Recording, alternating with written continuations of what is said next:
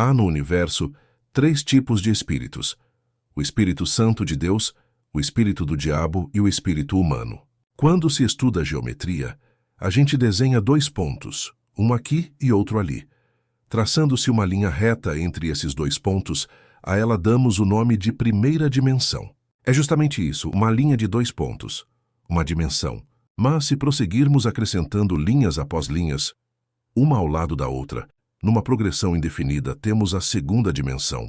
Temos um plano ou uma superfície.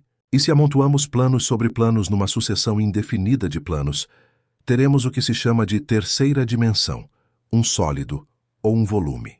O mundo material e a Terra toda pertencem ao universo da terceira dimensão.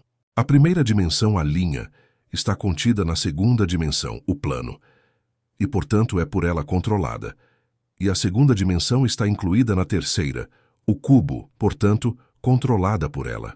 Quem, pois, cria, contém e controla a terceira dimensão, o mundo cúbico? Você pode encontrar a resposta abrindo a Bíblia e lendo Gênesis 1:2. A terra, porém, era sem forma e vazia.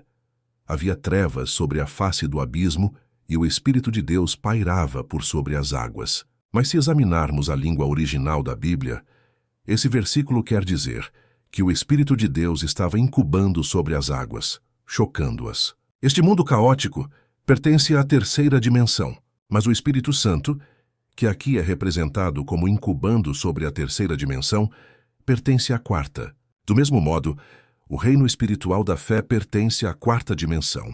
Uma vez que o mundo espiritual abarca a terceira dimensão, e sobre ela paira, por esta incubação da quarta dimensão sobre a terceira, foi criada a Terra. Uma nova ordem surgiu da antiga, e a vida foi tirada da morte, a beleza foi extraída da feiura, a limpeza da sujeira e a abundância surgiu da pobreza. Tudo foi criado belo e formoso pela incubação da quarta dimensão. Então Deus falou a meu coração: Filho, assim como a segunda dimensão inclui e controla a primeira, e a terceira inclui e controla a segunda, assim também a quarta dimensão inclui e controla a terceira, produzindo a criação da ordem e da beleza. O espírito é a quarta dimensão. Cada ser humano é um ser espiritual assim como o físico. Possui a quarta dimensão e também a terceira em seus corações. Deste modo, os homens, explorando sua fé espiritual na esfera da quarta dimensão, por meio de visões, imaginações e sonhos, podem influenciar a terceira dimensão, produzindo nela mudança. Isto foi o que me disse o Espírito Santo. Esses iogues e monges budistas podem, portanto, explorar e desenvolver humanamente sua quarta dimensão, sua esfera espiritual. Ao lograr uma visão clara e formar quadros mentais de boa saúde, podem incubar essa saúde sobre os enfermos. Por ordem natural, a quarta dimensão tem poder sobre a terceira, o espírito humano. Com certas limitações, é claro, podem dar ordens e criar coisas. Deus deu ao homem poder sobre a criação. Ele pode controlar o mundo material e dominar as coisas. Responsabilidade que pode executar mediante a quarta dimensão.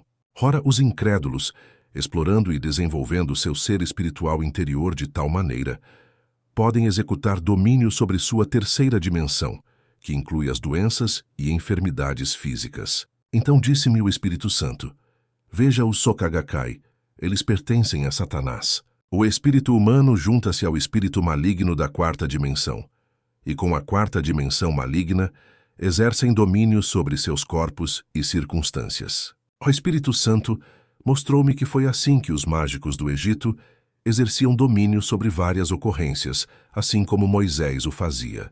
Deus então me ensinou que, já que podemos ligar a quarta dimensão de nosso espírito à quarta dimensão do Pai Celeste, o Criador do Universo, podemos ter mais domínio sobre as circunstâncias.